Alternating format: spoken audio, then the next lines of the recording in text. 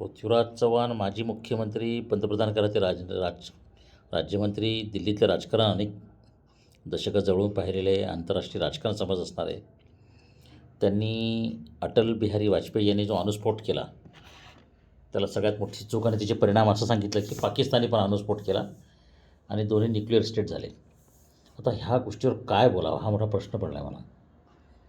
पण सामान्य लोकांना मला सांगायला पाहिजे की किती हास्यास्पद विश्लेषण आहे.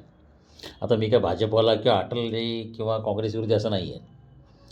पहिली गोष्ट म्हणजे पाकिस्तानला अण्वस्त्र किंवा त्यांच्याकडे अणुबॉम्ब आहे ह्याच्याबद्दलची अतिशय अचूक आणि व्हॅलिड इन्फॉर्मेशन कोणाकडेच नव्हती, कधीच नव्हती. जेव्हा ती अमेरिकन गुप्तचर यंत्रणा, मोसाद आणि या लोकांनी जेव्हा ती बाहेर काढली त्याच्यानंतर भारताने स्वतःच्या संरक्षणासाठी तो अणुस्फोट केलेला आहे.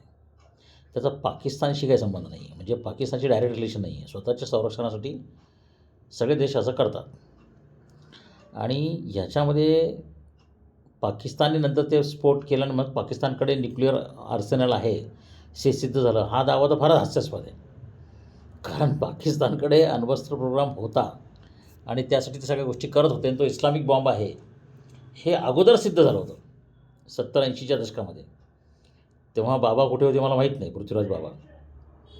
त्याच्यामुळे आणि ह्याच्यावर इतके डॉक्युमेंट्स आहेत, इतके पुरावे आहेत, इतके संदर्भ आहेत. म्हणजे ब्रजेश मिश्रा जेव्हा होते वाजपेयींच्या काळात national security adviser, Pramod Mahajan, त्याच्यानंतर बाकीचे जे लोक होते लष्करी अधिकारी तेव्हाचे, हे सगळं आहे ना. तेव्हा अब्दुल कलाम होते.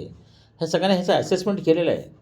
आता ह्याच्यानंतर आज 25 वर्षानंतर अटलजींची सगळ्यात मोठी चूक, मग क्लिंटननी काय केलं, अमेरिकेने दबाव कसा आणला, मग आपल्यावर काय परिणाम झाला वगैरे, ह्या सगळं तर्क हास्यास्पद आहे. म्हणजे 2001ला जेव्हा संसदेवर हल्ला झाला तर बिल क्लिंटननी सांगितलं की वाजपेयींना, जेव्हा ऑपरेशन ब्रास टॅक झालं, लाखो लोक सेना आपण सीमेवर आणली 8 महिने, तर त्यांनी बिल क्लिंटन सांगितलं की पाकिस्तान भारताला किती खर्च होईल युद्धाचा वगैरे वगैरे. ह्या सगळ्या गोष्टी आहेत ना. अमेरिकेचा दबाव आहे, मागे हटावं लागलेलं आहे, परिणाम झालेले आहेत, बरोबर आहे. परंतु हा जो तर्क आहे की आपण अण्वस्त्राचा अणुचाचणी केली म्हणून मग पाकिस्तानचं झालं सगळं काही, हा तर्कच चुकीचा आहे. किंबहुना ही फार बोगस माहिती आहे. आणि पृथ्वीराज चव्हाणाकडून ही माहिती ऐकावी लागणं हे मला फार धक्कादायक वाटतं. मला अजूनही माझ्या बुद्धीला पटत नाही की हे असं का केलं त्यांनी, की असं का बोलत आहेत ते. आणि ते ऑपरेशन सिंधूरशी त्याचा संबंध जोडत आहेत. त्याच्यावर मी वेगळा व्हिडिओ बनवतो आहे.